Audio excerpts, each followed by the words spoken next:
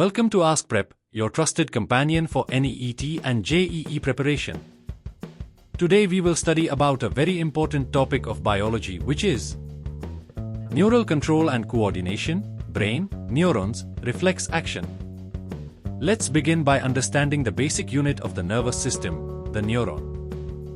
Neurons are specialized cells responsible for transmitting signals throughout the body. They are uniquely structured for this purpose. A typical neuron has three main parts: the cell body, dendrites, and axon.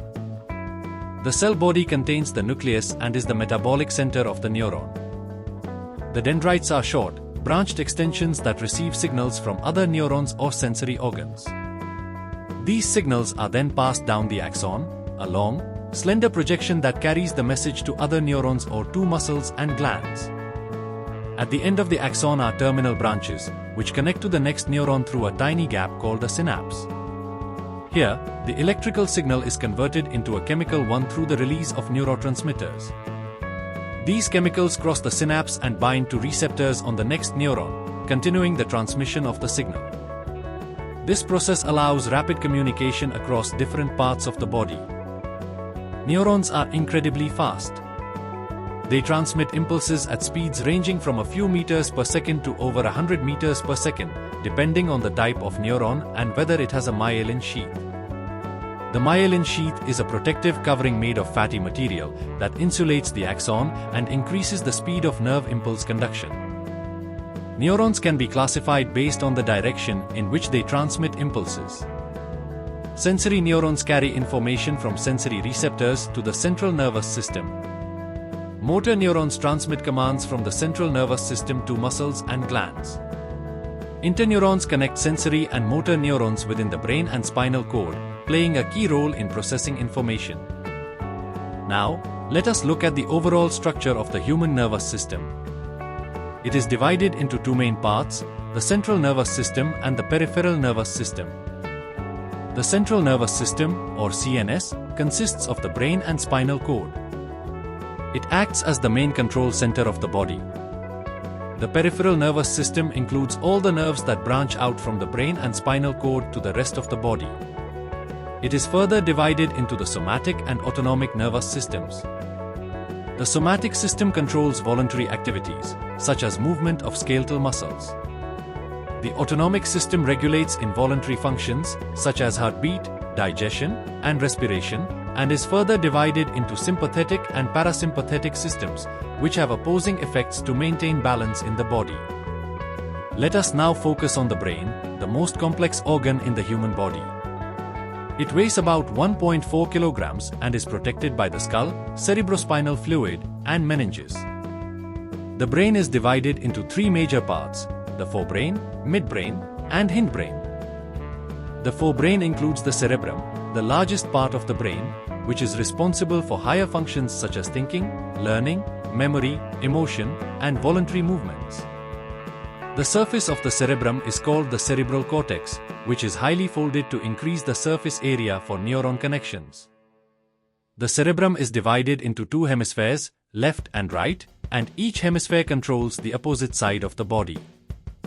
Within the forebrain, we also find important centers such as the hypothalamus and thalamus. The hypothalamus regulates body temperature, hunger, thirst, sleep, and many hormonal functions by communicating with the endocrine system. The thalamus acts as a relay station, directing incoming sensory information to the appropriate areas of the brain. The midbrain is a small region that acts as a relay center for visual and auditory impulses. It helps in controlling eye movements and processing auditory signals. Though small in size, it plays a vital role in reflexes related to sight and sound. The hindbrain includes the cerebellum, pons, and medulla oblongata. The cerebellum coordinates muscle movements and maintains balance and posture. The pons acts as a bridge between different parts of the brain, especially between the cerebrum and cerebellum. The medulla oblongata controls vital involuntary functions such as heartbeat, breathing, and blood pressure. Even a minor injury to the medulla can be fatal due to the critical functions it regulates. Let us now discuss reflex actions, which are immediate and involuntary responses to stimuli. Reflexes are crucial for protecting the body from harm. For example, when you accidentally touch a hot object, you withdraw your hand instantly without even thinking. This happens due to a simple neural pathway called the reflex arc. In this pathway, the sensory neuron picks up the stimulus and sends it to the spinal cord, where the message is processed by an interneuron. A motor neuron then sends the response back to the muscles, triggering an immediate action. This entire process happens without involving the brain, which is why the response is so quick. Reflex actions are not only protective but also help in routine activities like blinking and knee-jerk responses during walking. In conclusion, neural control and coordination is a remarkable system that governs everything from our basic survival functions to the most advanced intellectual abilities. It involves a seamless integration of billions of neurons communicating through electrochemical signals, with the brain acting as the supreme command center. Whether it is sensing a pinprick, composing music, or recalling childhood memories, it all becomes possible because of this magnificent system. That brings us to the end of our detailed session on neural control and coordination.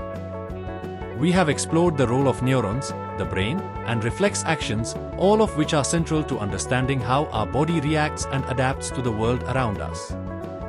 For NEET and JEE aspirants, this topic is not only important from the exam point of view but also deeply enriching in terms of understanding human biology. Stay tuned with Ask Prep for more such insightful lessons. Keep learning, keep growing, and all the best for your preparation. Thank you so much for being a part of the Ask Prep community. We truly appreciate your time and dedication to learning, especially when it comes to mastering biology, a subject that's not only essential for exams like NEET and JEE. If you found this video helpful, please give it a thumbs up, share it with your friends who are also preparing, and make sure to subscribe to our channel so you never miss an update.